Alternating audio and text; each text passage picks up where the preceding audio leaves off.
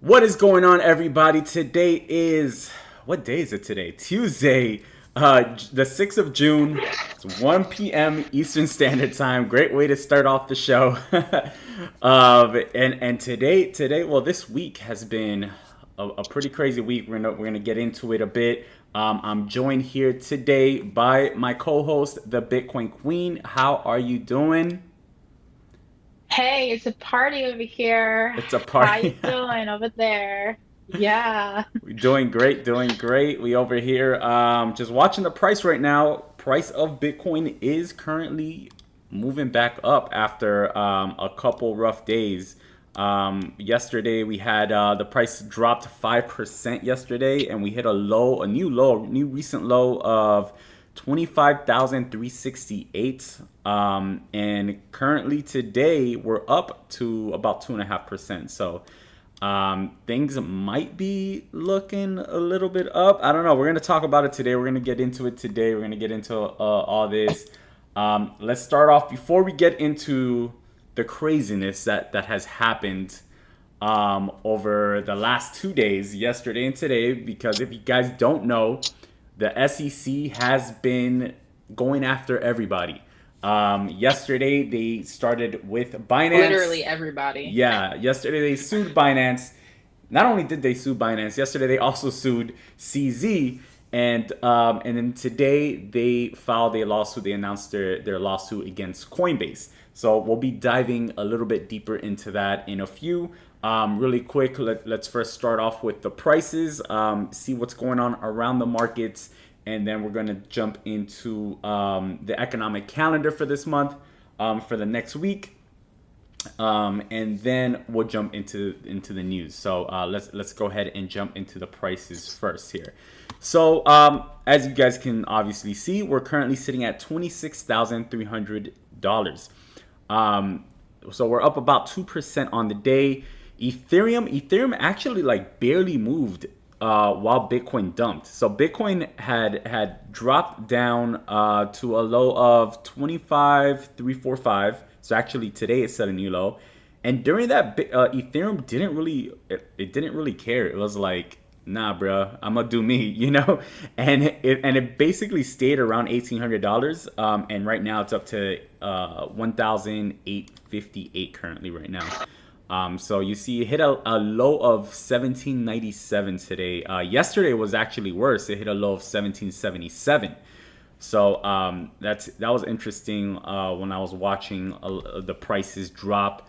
The one that's been affected the most is Matic here. You can see Matic currently down about 2.5% on the day. So it was down over 4% on the day. It hit a low of 78 cents, and it's currently sitting at 81 cents. And I mean, I think that's just a great opportunity right there at this current price, at these current prices here, 81 cents. So let's take a look at the rest of the market. See exactly what's going on. Let's refresh prices here. And you can see that overall in the last 24 hours, we're pretty much in the green for the most part. There's a few projects, of course, like Polygon Matic. And what else? Leo, but pretty much everything else seems to be in the green here. So for the most part, the market's been kind of coming back today. And over the last 7 days, you'll see kind of a different story, though. We are down over the last 7 days. Bitcoin's down almost 5% over the last 7 days. So yeah, it's been an interesting last 7 days, right? An interesting week. If we look at the top gainers and losers here, let's go over to the top 100 cryptos here. And we'll see that the biggest winner right now is TommyNet. I don't even know what that is. It's literally the 100th market cap coin. It's up 58% today. And then followed is Lido DAO, Terra Luna Classic up 7.8%, and a few others. Other than that, those are the major ones that are up. The ones that are down, the biggest losers so far over the last 7 days, Conflux down 25%. SUI down 18%, Gate down 14%, and Pepe continues to be a top loser week after week for the last few weeks now, down 13%. So we've definitely seen a big pullback in Pepe, which was expected. We spoke about it for a couple weeks. It was only a matter of time. We didn't know when it was going to come. We knew eventually it would come. It was only a matter of time, and we can see that we've hit that now at this point. So let's go ahead and take a look at the economic calendar here to see what we have coming up this week. This week, not really much. The only thing left this week that's kind of popping up here, the balance of trade, that is tomorrow. That shouldn't really affect the markets too much. The main thing that we're going to be really focusing on is, and the biggest thing that we're going to have this month is going to be next week. And next week is going to be packed. So on Tuesday, June 13th, we have the inflation data coming out. That's at 8:30 a.m. Eastern Standard Time. And the day after that, we have the Fed interest rate decision. So that's the 14th of June, next Wednesday. And of course, the press conference. So that is going to be a wild 2 days of volatility, I imagine. In both directions. I can only imagine, what that's going to look like. We're going to get inflation data. Last month, when we got the inflation data, we had a loss for the first time this year on the week of inflation data. So Bitcoin pulled back 5% during that week. That was the first time this year on the week of inflation data that Bitcoin went down versus up. Before that, we had like an average. Bitcoin was averaging a move of like almost 20%. I think it was right around 16-17% on the week of inflation data. So that was the first month that it went down during inflation data, and inflation still went down, but it went down a little bit only. I guess that's probably why.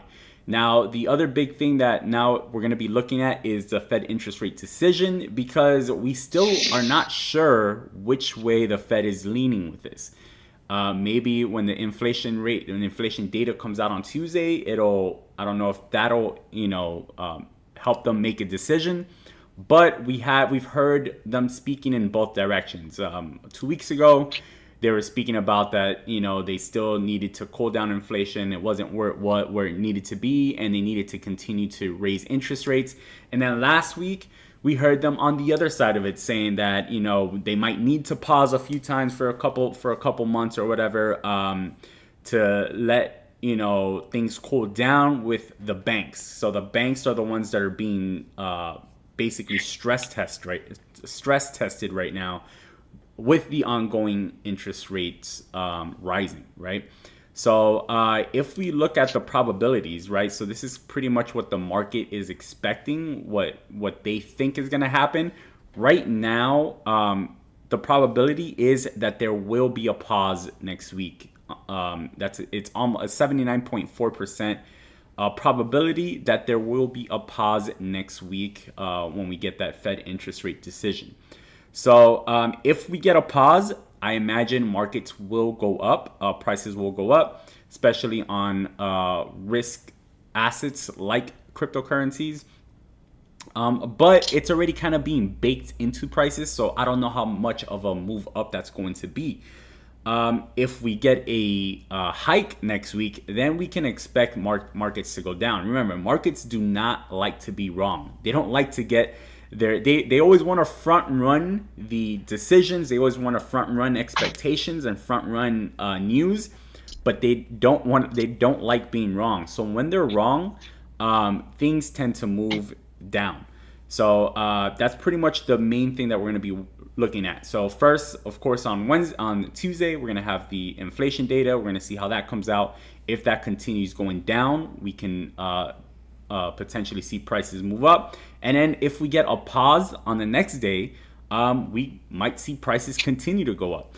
So, but it could also work the other way. If inflation doesn't change much, if it gets worse, prices are probably going to go down. And then if we get an interest rate hike, then prices are going to go down lower. So, yeah, it's going to be a packed week. There's a lot going on next week, and this week was supposed to be a boring week, but as you guys can see already, it's only Tuesday and there's a lot going on. And I'm gonna hand it over to the Bitcoin Queen to fill us in exactly what is going on in the market this week. Oh man, it's quite the day here. So let's start with the top of the hour hot news off the press. What woke us up this morning is Coinbase Mm-hmm. gets a formal lawsuit, served complaint by the SEC for selling and participating and staking unregistered securities, operating as an unregistered exchange, etc. So let's break this one down because there is a lot going on. And for those of you who may know, Coinbase actually has been filing petitions since mid last year. It's actually almost been a full year since the first time that they filed something with the SEC asking for clarity.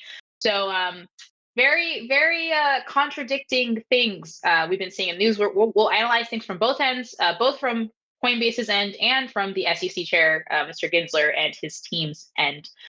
So, pretty much, the SEC exchange filed this, I guess, complaint against Coinbase, basically saying that they've been operating as an exchange broker, clearinghouse, and as well as offering staked assets to customers, which we've seen, I think, in a lawsuit with Gemini, and I think Kraken as well. The SEC calling them out by offering staked assets. So late last year in 2022, Coinbase filed uh, a petition asking for the SEC to provide guidance and guidelines to exchanges. Since they filed that narrow action, pretty much 1,700 entities, companies have requested comments back from the SEC to help them keep and stay compliant.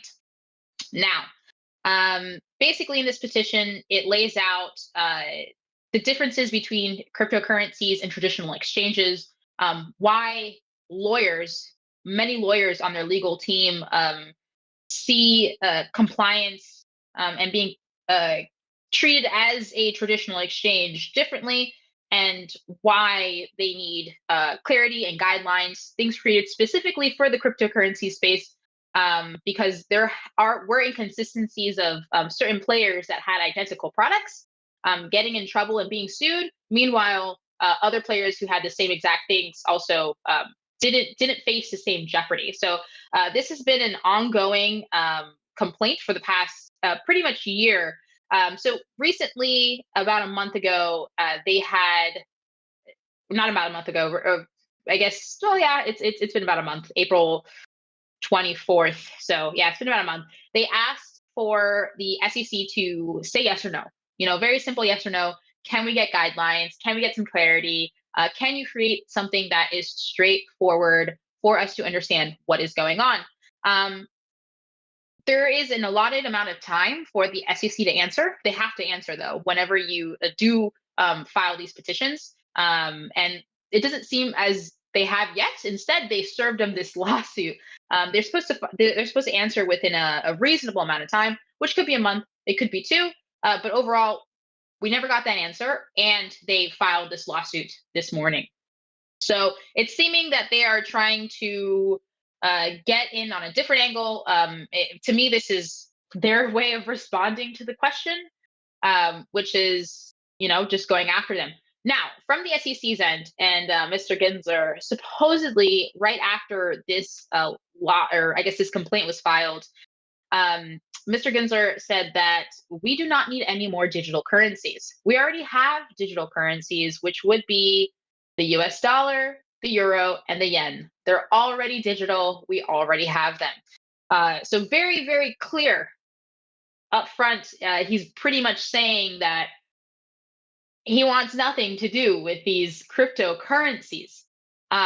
Even though he doesn't, it's more like he's saying, like, before saying like, hey, these are securities, these are things that should be registered as securities.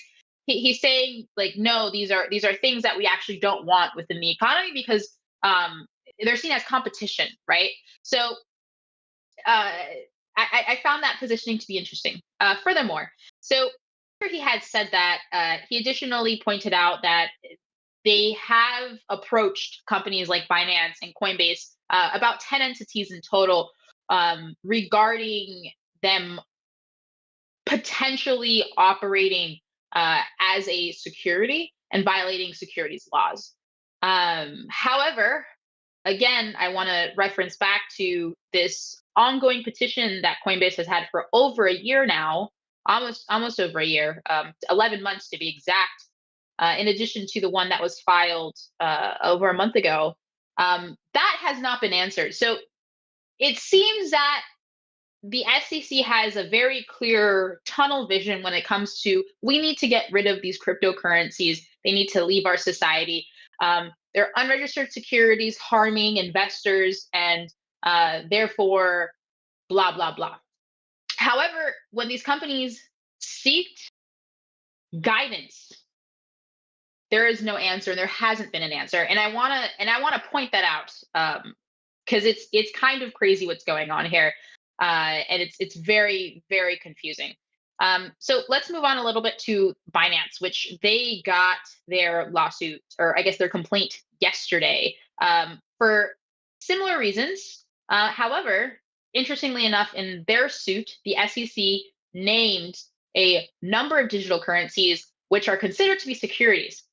So, pretty much the same idea of Coinbase, or I'm sorry, Binance operating as an exchange, broker, and clearinghouse. There was also the allegation that Binance US was operating under a third party, which was actually within the entity, kind of like what we saw with FTX and Alameda. And through their holdings company, which it was called BAM Trading Services, they were basically inflating price, wash trading, and seeming to believe that there was more action happening on the platform than there actually was, is what the SEC is alleging. There's a total of 13 charges presented against Binance, Binance Holdings, BAM, and CZ himself.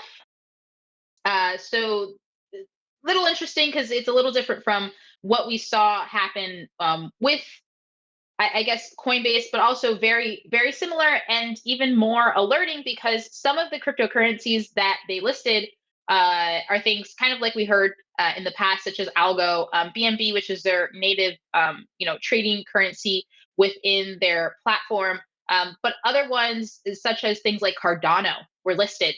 There is now a total of 61 digital currencies that the SEC has named as a security. Part of those currencies are mirrored assets. So there's 48 actual cryptocurrencies, and there is 13 mirrored assets, which are things that are pretty much mirrored stocks and commodities that are operating as cryptocurrencies. But some of the cryptocurrencies listed, again, Sandbox, Decentraland, Axie Infinity, Filecoin, Library, as we saw that that lawsuit play out, Dash, Algorand, just a number of tokens that we've seen throughout time, which is kind of crazy to see as this plans out. Solana, Polygon, Cosmos, very, very large chains that are operating, and it's kind of puts it in a scary position. The SEC continues to decline comment on Ethereum. Interestingly enough, according to Ginsler, the only thing that is considered not a security is in fact Bitcoin. But Ethereum is very, very up in the air. And to see things that fall right behind it, such as Cardano and Solana and Matic and all these other things, it's kind of crazy. Things built within the Ethereum ecosystem, Polygon, Layer 2, interesting to see what's going to play out here because it kind of suggests that this task force that the SEC has put together, which is set to double in size over the next year, is probably going to go after some of these listed cryptocurrencies, which is not looking too hot. So that's pretty much a lot of what's happening with these countersuits. As we've seen, Binance has been picked on, but Binance is not surprising to me because they've been picked on a lot recently, and we've seen them a lot in the news. What does surprise me is some of these currencies that they have listed and deemed as security. What also surprises me is the lack of response received from people within the industry asking for clear, concise guidelines and regulations. And despite all that, almost a year later, we are now being hit with lawsuits left and right. Jay, did you have any feedback on the Yeah. current status and situation of what we're seeing? Yeah, it is. It is literally like it's insane, right? It's an obvious attack on crypto, where the SEC is trying. It looks like they're trying to set up for their agenda, right? And their agenda is obviously the CBDCs. So they're trying to anybody that might be a competitor. They're trying to first of all take them out, right? And then at the same time, they're trying to build this narrative around crypto to one, scare people, and two, create a narrative that crypto is chaotic and that crypto is not safe and that crypto is all these things, right? To scare people away, to continue to feed into that fear, that uncertainty, that doubt. And they just want to continue to build that narrative around crypto so that then they can just kind of swoop in with what they're going to sell as, oh, this is safe. Here you go. Here's some CBDCs. These are safe. And then they're going to have basically all control of your life, right? Because right now they can do it through central banks. They can see everything you do with your money. If you have your money in crypto, they can't see it. They don't know what you're doing. They don't know what's going on with that money. So they need a way to take control of that. And we've seen it I think it's in China, where they have like the digital yuan or whatever it's called. And in that digital currency, they can put like an expiration date on the funds that you have in your account.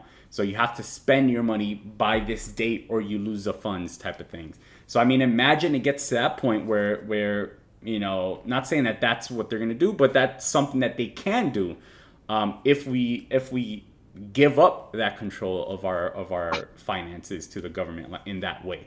So this is clearly, the SEC has an agenda and they're pushing that agenda on us. They're trying to control everything. They want to know everything that you do with your money, everything, everywhere you go, everything you spend it on, whatever you buy, whatever you sell. They want access to all of it, all the information. Information is power, and they want as much information as they can over everybody. So that's kind of the perspective I've been looking at it from. It feels like it's just clear as day that that's what they're trying to do. It's not a coincidence that they've attacked. First they attacked Binance, and the very next morning they attacked Coinbase, like the two biggest crypto exchanges in the world, right? And the Coinbase one is a lot sillier to me.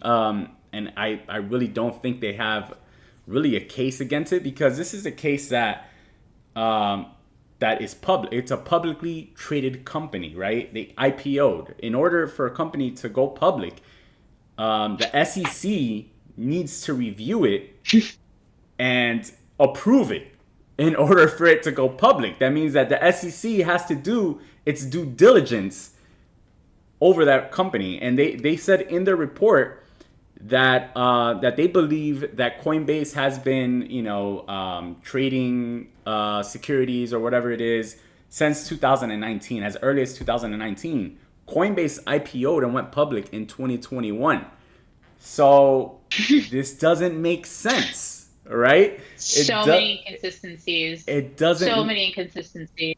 it doesn't make sense. So I don't know. I don't think they have. I don't think there's any case against Coinbase. I think that that's just they're trying to like you said, that's their way of responding, and their workaround. Instead of just responding directly, they don't want to give a direct response, because they don't want to give clarity on crypto. So instead of responding, they just sue them, right? Yeah, it's funny because they keep saying, clarity is there, clarity is there. These are the rules. This is how the SEC does this. This is how exchanges do that. This is how securities operate. They're just saying like, hey, this is a security, this is a security, this is a security, and they're coming out periodically, naming different protocols and different things as securities, but they're not. They've provided zero guidelines at all. They provided zero clarity at all. There's people asking left and right, and they just say, "Oh, it's there, it's written." Right. But when they're asked about it, there's no response. It's quite atrocious, actually. And I think the reason why is because they're still in a battle against XRP, and if they put out anything that XRP can use against them, they lose that case. If they lose that case, they can probably never go after any other crypto again, because any other crypto that they try to go after, they're just gonna go back and use that XRP case as a reference, and there's no way that the SEC can probably ever win a case again versus crypto, because then there will be clarity, and then that's it. Like, they can't go after cryptocurrencies anymore. And that's obviously not in their best interest. They want to be able to have the ability to continue to go after these cryptocurrencies, after these exchanges. And the less clarity that there is, and the more gray space that there is for them to go after them and be like, oh well, it's a security, and you can't prove yourself in court. They can't prove it, but they know that the other people can't prove it either. So then it comes down to, all right, who's gonna spend the most money, right, to continue these court cases? XRP, how long has XRP already been in this battle? It's been what, like 2 years, 3 years? Yeah, they spent, I think it was like upwards of $2 billion on court battles. I think we talked about that the last stream. Total lawsuit. Yeah, it's spend. Yeah, it was something. Insane. It was an insane number. It just really didn't make sense. 1.3 billion as of December of 2022. So yeah, we're upwards of is that conducting? Oh no, never mind. I'm sorry. That's earnings. 200 million is what the number is. They've spent upwards of $200 million on the lawsuit. That's insane. The last. Yeah. And XRP's has been, I think they've been around long enough, and they have enough funds to be able to bankroll that, but how many? But, I mean, who does? Right. First of all, for how long can they continue to keep that up?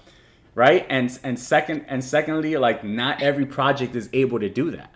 Right. So XRP's been around long enough. When did they come out? 2012, 2013, right? Something like that. So I think this is the idea of, some people are saying like, the SEC is they're gonna hand out fines and fees for each whatever, and some people are just gonna pay it because it would be much cheaper to just pay it than it would be to fight. The problem with just paying it is you're basically succumbing to the narrative that's being given, and you're basically like, you're saying you're guilty, which is let's stay away from that. I'm actually happy that they are going after these larger companies that could potentially like fund these things. Right. And as they're funding these things, it's very easy for these companies to seek damages. Right. Not only to the brand that's been made by these allegations if they do end up winning, but also for all the court fees and all that stuff. So it's not necessarily a dead end. They're suing people who can afford it. I actually would be more concerned if they went after some of these other things that they've listed as registered security, such as Near Protocol, Nexo, Cosmos, Polygon, because those people probably don't have the most bankroll. Right. Couple million, sure. 2, 300, 400, probably not. That's where it Right. gets really tricky. So for it to be these larger entities, I'm actually much happier by them pursuing the larger entities versus going after some of these smaller crypto projects up front. So Yeah. let's see what comes out of it, because it's definitely one of those things where it's like you said, they're trying to scare people. But the truth is, Bitcoin right now is actually less volatile than Meta and Amazon shares, according to recent analytics. Hmm. And I think Bitcoin's volatility in the past year has been around 32% versus 44% for Meta and Amazon shares, respectively. So although there are better performing assets right now compared to Bitcoin, such as gold and Apple stock, Bitcoin has shown to be less volatile than some assets on the stock market. So by you know, I guess this logic, Bitcoin is actually a little safer than some of the things you can get on the stock market. I mean, we've seen, especially the bank stocks that have been, with this recent bank run, just, I mean, stocks plummet, go to zero. Just not good things that have came out of, I guess, COVID, with things like Zoom and a lot of the more at home programs, a lot of things like alt space, VR. We've seen shift from virtual reality to now Apple trying to push augmented reality, and it's just different trends within the market. So I actually found that statistic to be very interesting, and it's kind of like a uncommon way to look at this, but that's just the reality of what's happening right now. And I guess when Bitcoin goes parabolic, which I don't think stability matters at that rate, because we're all going on an upward trend. I think that's where it kind of has a better light, and volatility doesn't matter too much, because upward volatility is good. Yep. But yeah, I thought that one was interesting. The only thing that I saw in the news that was probably noteworthy to kind of talk about is there was a huge atomic wallet hack. So for those of you guys who are familiar with atomic swaps is something that you could actually do within the atomic wallet, AMMs for short. And pretty much there seems to have been an exploit. The theory right now as to why this was going on is that there was some kind of update that the wallet pushed out, with some malicious code in it. Pretty much, there is about $35 million reported that have been stolen from wallet users, the largest one being on the Tron network for over $7 million in USDT. But there is an upwards of about $50 million that is suspected to be stolen. And all this started on June 2nd. That was the first transaction that was reported stolen from the Atomic wallet. The team has then removed the download option for the wallet to make sure that there is no exploits in the software, and that things are pretty much operating as they should in the back end. Because what happens is it seems that the update basically transfers users' private keys to this predator once they open the app. So it was very targeted. There was also, I think, about 17 wallets that have been specifically targeted, and people have noticed things have moved from them. And it's most of the wallets that had the highest amounts of cryptocurrency. So that's about 1% of their actual monthly users, according to Atomic Wallet.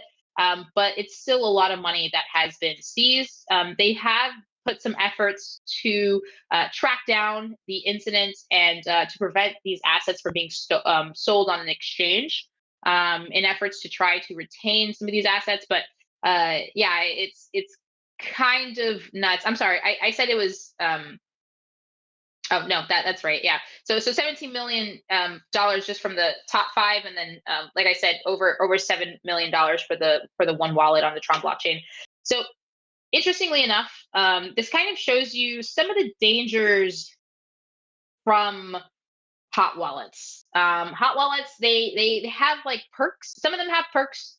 Some of them can be a con, right? So hot wallets, for the most part, if it's on a device and team does not store keys, and they don't try to give keys to third parties, kind of like what we saw. I think it was with Trust Wallet, was it, that they had some keys exploited?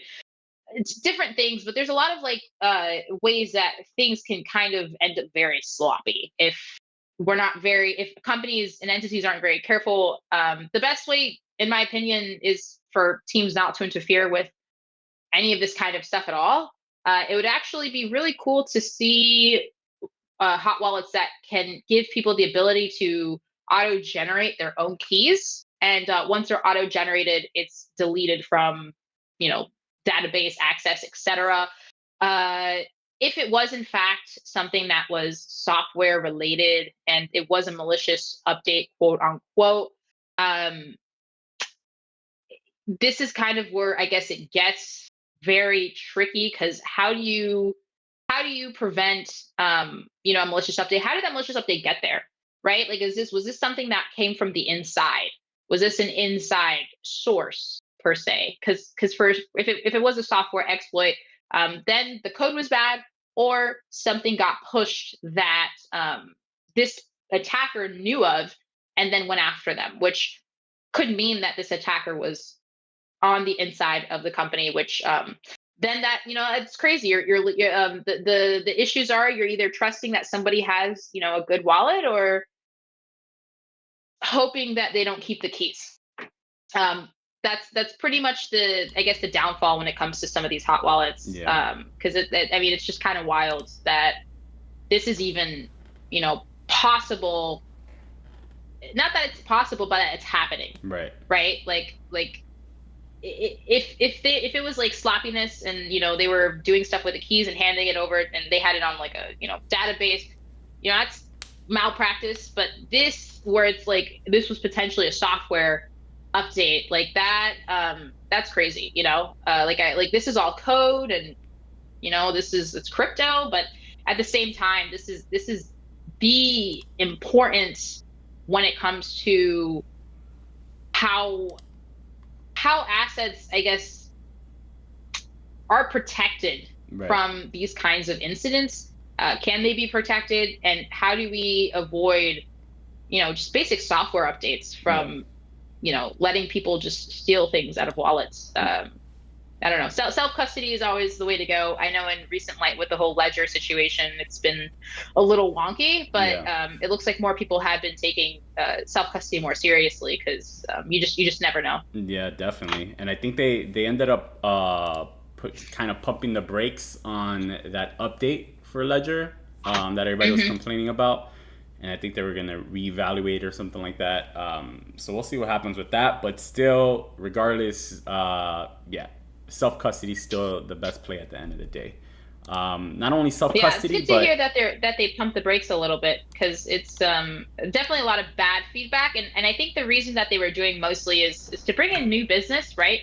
Like the idea of having self-custody services, or custodial services, not self-custody, custodial services. Right. Those things I think they're cool products, but to offer them embedded into something that you said didn't work a certain way, just like weird. Right. Yeah, definitely. So let's go on. Let's go on to the analysis for this week. So we'll be looking at the prices here, kind of taking a look at where things are right now, and what we might see. So we'll look at some supported resistances, and we'll also be looking for what potential trades we could be making here potentially this week. So let me pull up the chart here. There we go. All right, so let's start off. I always like to start from the top down. So let's go ahead and start at the monthly, see what that looks like. As you guys know, we are in a new month. We closed out May. We ended up closing out May down about 7%. And we just opened up the new month here. We're currently down less than 2% now with this bounce back. As you guys can see right now, crypto, Bitcoin's price is at 26,700. So it's bouncing back nicely today after setting up that new low there. And remember, guys, if you are here and you have any questions for us, drop it in the comments. And at the end of this, we're going to go back and answer some of those for you guys after I do this analysis here. I forgot to mention that before, so I want to make sure to get that in there if you're watching this live right now. So right now, looking at the monthly here, we can see the big and obvious support and resistance areas. This box right here, this is right at that $25,000 to $24,000 range, which is exactly what we've been testing over the last couple days here. And you can see that is a support area there. So, you know, it makes sense that we've gotten this big bounce here at this current level. And the resistance above that is, of course, this red box up here, and that's between $29,000 to $31,000. So that's going to be a big resistance area there to break through. Okay, if we do fall lower than 24,000, the next big support is going to be sitting at $20,000. So that's the other thing that we need to be watching for if we lose that $25,000 range there. So let's go into, let's zoom out a bit. We'll zoom in a bit. Let's go into the weekly to see how, you know, what it's looked like over the last few weeks. As you guys can see, we still have this nice higher highs, higher low, higher high, higher low setup in play. Okay, so that's still intact. That as long as we do not set up a lower low, then we're still good there. In order to set up a lower low, we need to drop below 19,500. So far, so good. Another thing in the weekly here, if we go, I think I set it up on, let me see, I think it's on this one. We can see this clear cup and handle pattern here on the weekly time frame. So you can see the cup here, you can see the handle, and usually with this pattern, what this means is a breakout. Eventually we get a continuation up, right? So we have this, basically this drawdown all the way down here. We have a consolidation period, so it's all this area right here. And then we have, you know, a reversal where the trend starts going back to the upside. And we get to the neckline here, right, which is the neckline currently sits around $30,000 to $31,000, and then a breakout. So the breakout is measured from the bottom of this cup and handle to the neckline, and that gives us a target, a price target of about $56,000 if we can get a breakout above this neckline here. So now we are looking at the weekly time frame, and notice how long this cup and handle has been forming for, right? This goes all the way back to May of last year. So what does that mean? That means that if we do get a breakout, it doesn't mean that we're going directly to $56,000. This target could be hit next year, right? It doesn't mean we're going to hit that target this year. So I know a lot of people are probably, you know, looking at this saying 56,000, like there's no way we're going to hit 56,000. We're not going to hit 56,000 this week or this month, but this is a weekly time frame. So remember, this pattern started back in May of 2022. So that's over a year ago. In order for this to play out, could still take another year. So can you see Bitcoin at 56,000 by June of next year? I definitely can. So that's pretty much what that pattern there is for, is a long-term pattern. It's basically a reversal pattern. And it's showing us that if we get this continuation to the upside, that price target there is $56,000. So that's another thing we're looking at there. And if we zoom out a bit now let's continue to zoom in actually into the daily time frame, and we can see here what else is going on, right? What's going on day to day. So we had the really boring couple weeks here, basically throughout the majority of May, where we were just consolidating for a pretty long time. We had some move up, we have moves down, and then recently, of course, over the yesterday we had a big move down. That's the biggest move we've probably seen in like a month or more, and that was due to, of course, to the SEC suing Binance and suing CZ. And then today we had more of the same. But I think that the market and the public was just over it. I think they're like, okay, like I see what you're trying to do now. I see what you're trying to get at, and they're like, you know what, Mr. Gary Gensler, we don't believe you, and we're gonna just pump the price up because we don't believe you. So that's basically what we've seen today. And Bitcoin's price reacted at that support, that $25,000 area, and we've moved right back up to that $26,700 area, which is, there's a lot going on here, right? So remember, that was a support before. So could this be a resistance now? We're gonna have to wait and see what happens there. You can see that we're entering into that area, that point of interest area, where we've seen a lot of buying, a lot of selling. We've seen this as a support, we've seen it as a resistance.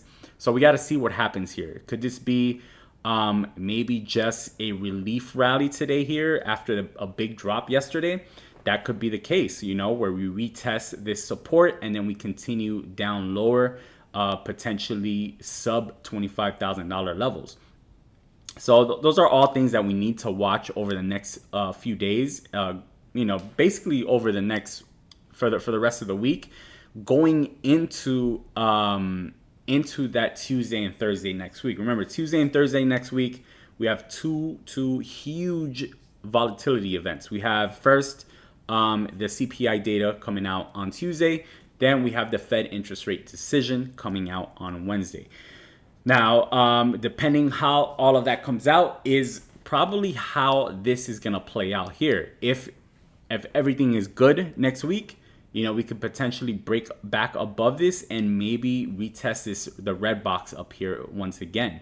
It's been a while since we've been able to retest that, since it's been over a month at this point. It's been since early May, last time that we saw those levels, which was 29,000 and beyond.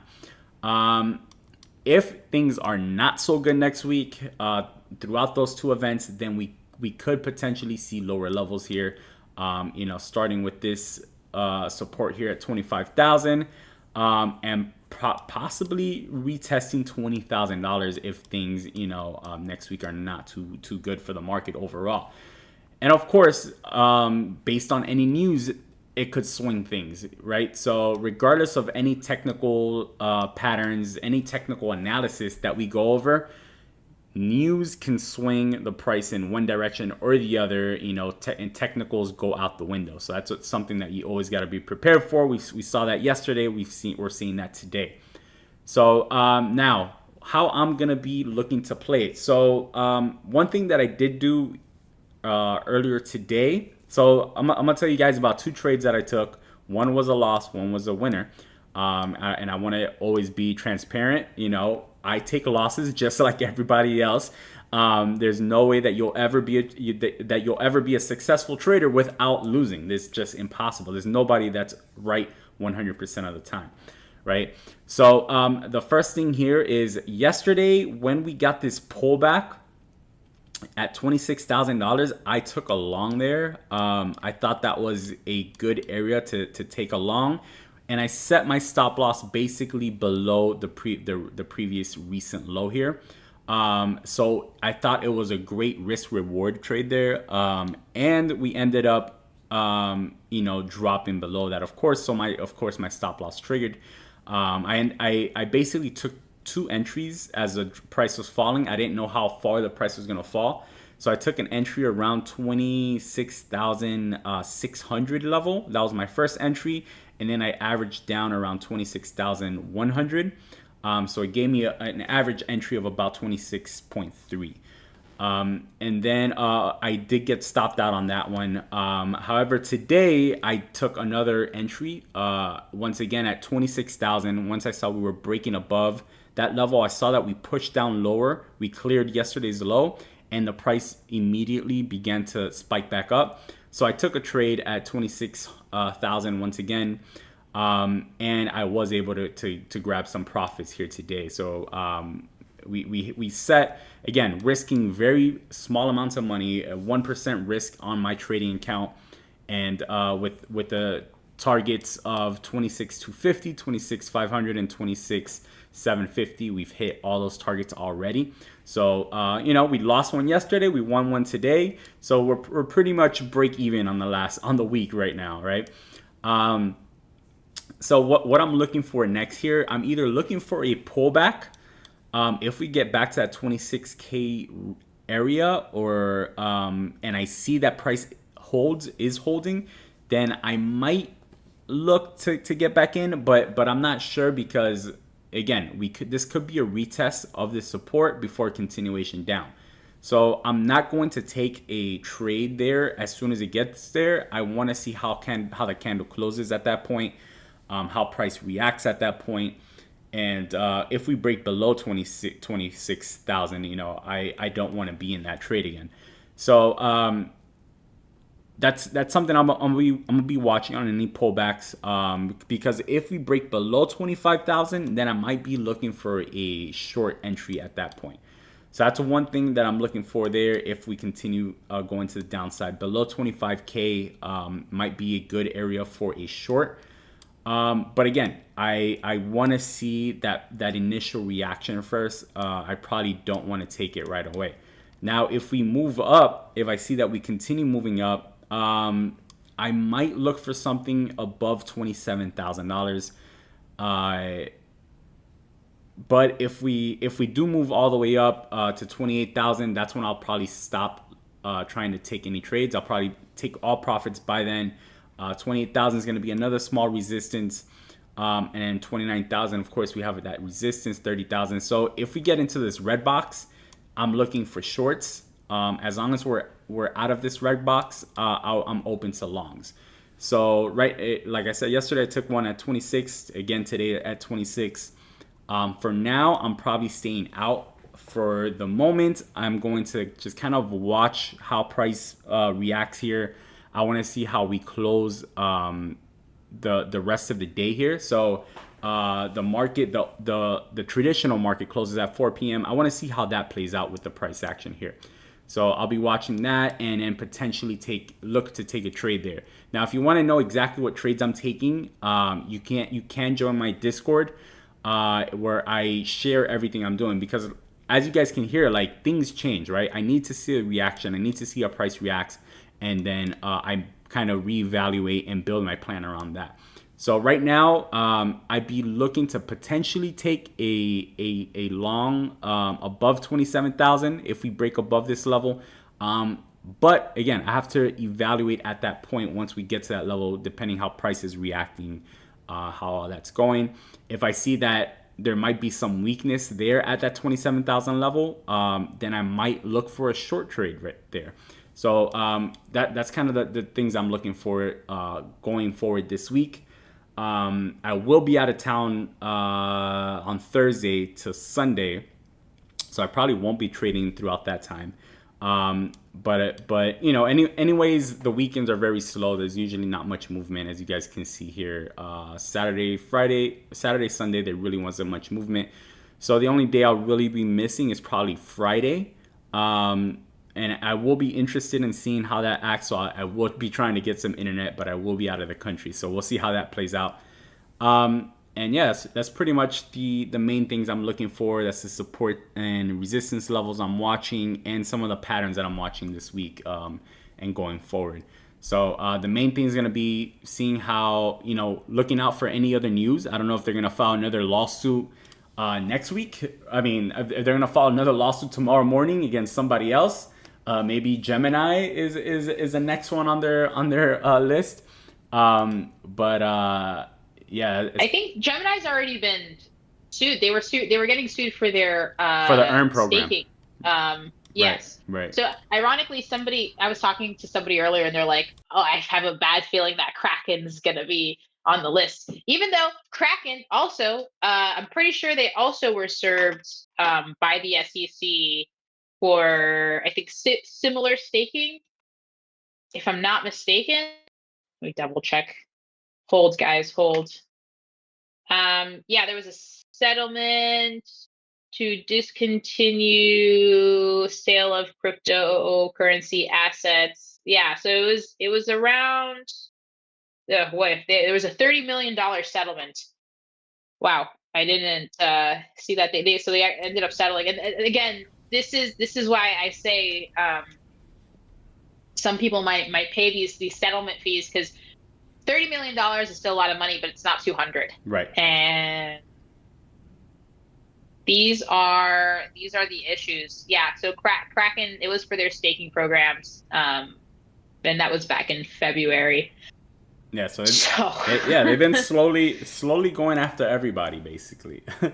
All right. So, if you guys have any questions about anything that we've covered today, anything that's just kind of out there that's going on right now, drop it in the comments right now. I did also ask on IG on Instagram, so I'm gonna take a look there to see if we have any questions that we can cover, and then we'll wrap things up here. We're getting to our 1 hour threshold here. So let me see. One question that I see here. Let's see. How will the SEC lawsuit affect the staking rewards on Coinbase? What do you think about that?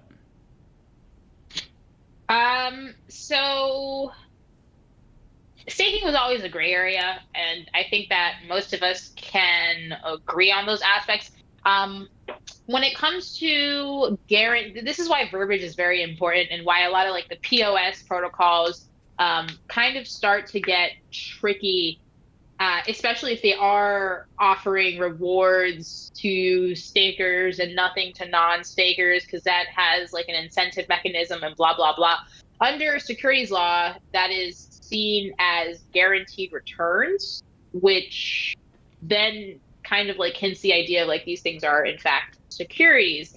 Um, when I saw the thing come out with Kraken earlier in the year, I had a feeling that this was pretty much prone to happen across the board.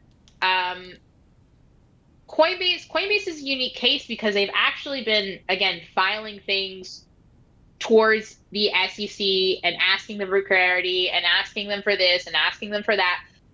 Supposedly the SEC claims they've provided whatever, but it doesn't make any sense that you've been providing clear and concise information. You never actually answered back directly to the petition after 11 months and a additional motion sent, and instead you countersuit. So I mean, it's very suspicious. Yeah. And their only response is, "Oh, we're doing the hard work. These things take time. We're doing our due diligence. Blah blah blah." So I think that they kind of have a little bit of an upper, similar to XRP, who is also supposedly working very close to the SEC and very close to, these people. They might have the upper hand in this situation, and if they can avoid settling, great. I think out of all this, we will get some good guidelines. I think it's going to definitely affect a lot of the U.S. Industry a lot, with a lot of people who are, interested in trading and investing and doing all these kind of things with cryptocurrency, because there's a lot of good products that have come out, different like baskets and things that are, just offered. And especially, you pointed out Coinbase has, had an IPO. They're on the New York Stock Exchange. This is a publicly traded company. So for them to not even be compliant, out of nowhere, it doesn't look good, Right. on the SEC's behalf. And it just sounds crazy how you supposedly have these people, trading in actual security on the actual stock exchange. You didn't give them any clarity, and they're kind of just like, they're not. I don't think they're just going to take it. There's just no way. It just doesn't make any sense. Yeah. Again, very, very clear. Gensler's just trying to get rid of crypto. Yeah. He said it. He's not sure. My thing is he's not sure how to attack Ethereum because it's just way too big. Yeah. And I think that's what most people are waiting for, to see how you will attack the silver of crypto. And I, very, very interested in seeing how this is going to pan out. Very interested in seeing how stable coins will be affected coming up, because the idea of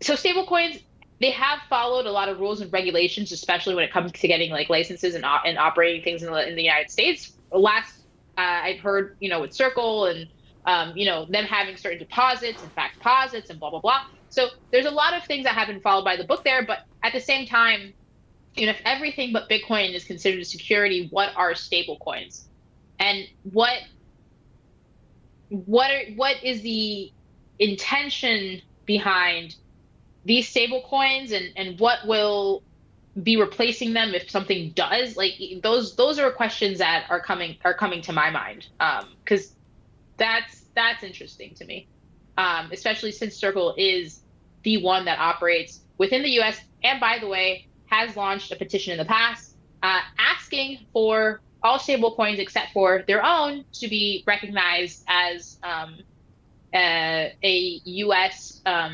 Comparable, like, dollar-backed asset. So yeah, I don't know. We'll see. I don't think anybody should do anything drastic. As of right now, we already saw what happened with Ripple. Ripple got sued. They dumped hard. They came back strong, though. And it's looking very optimistic for their case. And I think this is probably going to be a similar thing with Coinbase, especially since they've had a lot of due diligence that they've pushed. Really, really hope they don't settle. Really hope that they go through with a lawsuit and fight for the sake of the industry. Brian Armstrong has always been a very notable character within the space to help push and fight for the industry. So I think overall, yeah, let's wait and see. I wouldn't do anything drastic. Obviously, don't keep your money on an exchange. Put it somewhere else. I'm also interested in seeing how banks treat these exchanges as on and off ramps moving forward. I guess something I didn't mention is in the wake of let me see if I can go back to this, but pretty much in the wake of Coinbase getting that suit, there was a additional motion that was pushed. Oh man, I saw it was a tweet here. I saw it a couple minutes ago, but basically there's 10 states that are giving 28 days to Coinbase to basically prove to them or show them why Coinbase should be allowed to function within their states, because now it's been listed as violating securities law by the SEC.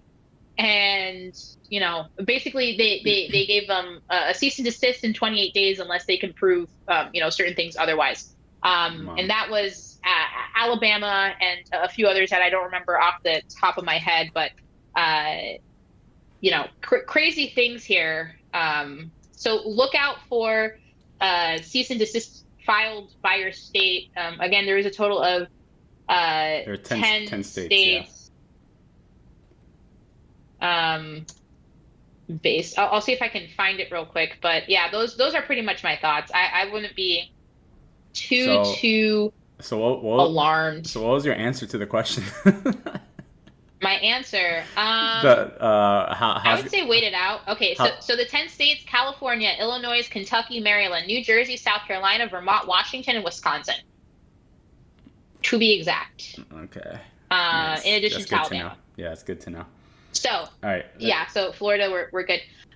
So basically, my answer to the question is hang tight. Again, we saw what happened with Ripple.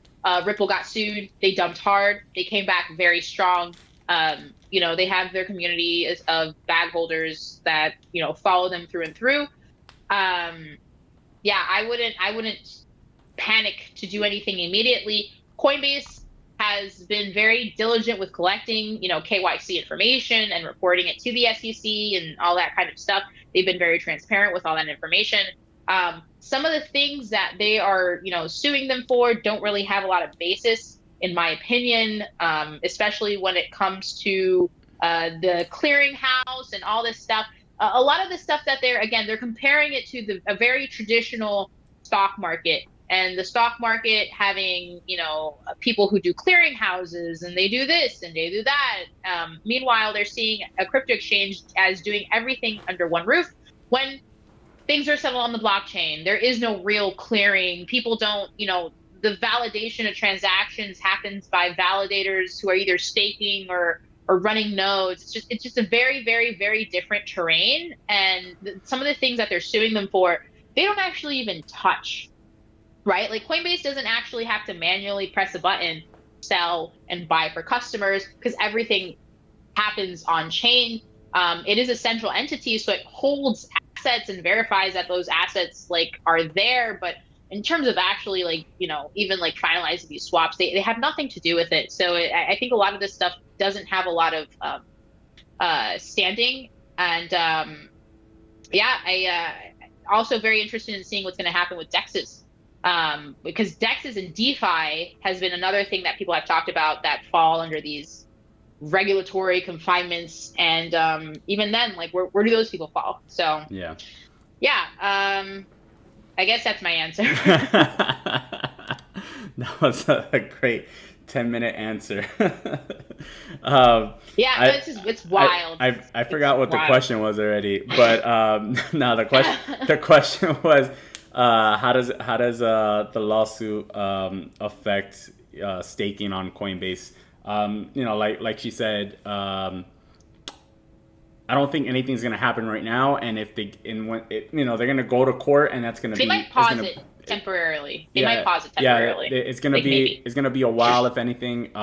Worst case scenario, they'll just stop the staking program, and you'll just have to withdraw your money.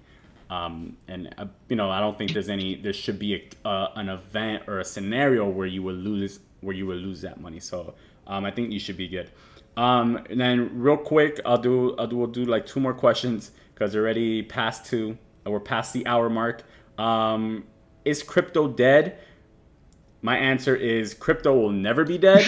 And now is the time that you want to be buying, not when it's mainstream, right? Not when it's on the news, not when, it's at all-time highs, not when we're in the bull market. You want to be buying right now when prices are down, when prices are depressed, when sentiment is down. Now is the time. If you want to get, and I don't like saying get rich in crypto, right? Not get rich, but if you want to make some money, if you want the best chance at making money, now you have to buy during these times, right? When it's boring. Right now it's boring. That's when you buy. So crypto is definitely not dead. Far from it. As you can see, SEC is doing everything in their power that they can to try to affect it. And look at the price. Bitcoin is up today almost 4%. Bitcoin doesn't care. Bitcoin is not dead. It will never be dead. Agreed. Yeah. And then the last one I'll do is Solana prediction. For me, Solana prediction, I think it's going to remain, within that top 10, top 25 coin. I think, once the bull market comes back, it has a real shot at getting back to prices where it was before. Right now, it's at a crazy discount from its all-time highs. If you think that it's going to get back to its all-time highs, it's down 92, 93% from there. It's a great opportunity, like I always say, diversify. I think this is a good project to put some funds into, and that could potentially do good in the future. What do you think? Solana, I haven't really. They got wrecked, man. That poor community. I'm optimistic about where but it's still thriving. Might do, but I see it on Twitter, and there's still so many projects. There's so many people that they still have a really big community. Yeah, of course. I don't think that's, they're going to go anywhere. I Right. hope them the best. My opinions on Solana. I personally don't never cared to get involved. Really, I've bought Sol in the past, mostly for step in, but yeah, very far removed from Solana. So I don't really have any valid opinions there. Yeah. And then let me see. Is there anything else? There's nothing in Better the. hurry up. My computer's gonna die. Yeah. Well, so we'll wrap things up here. Thank you guys so much for tuning in today. If you tuned in live or if you tuned in after the fact, I appreciate you guys tuning in, especially if you tuned in all the way to the end. You're a champion. You deserve lots of success and more Bitcoin, hopefully, in your wallet. Maybe someone will send you one by mistake or something. Um, but yeah, that's pretty much it, guys. We're doing this today we did it on a Tuesday because I had a haircut appointment yesterday, so I couldn't do it yesterday. But so we're trying to do this at least once a week though, and I also want to start uploading these onto as a podcast. I think that'll be pretty cool. Maybe up on Spotify, Apple Podcasts, all those things. I think this will be something cool to upload on there. So even if you're not able to watch it live on YouTube, you can listen to it while you're at the gym, while you're at work, while you're in the car, whatever the case may be. So something I've been looking into as a next step for the evolution of Let's Talk Crypto. So thank you guys again for tuning in. We'll be live again next week, hopefully on Monday at 1 p.m. Eastern Standard Time. Let's see what happens this week. Thank you again, Bitcoin Queen, for tuning in and co-hosting with me here today and providing all the valuable information that you did for us today. So appreciate you. And that's it.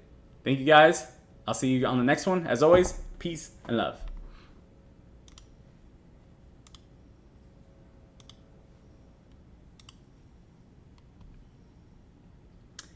And we're out.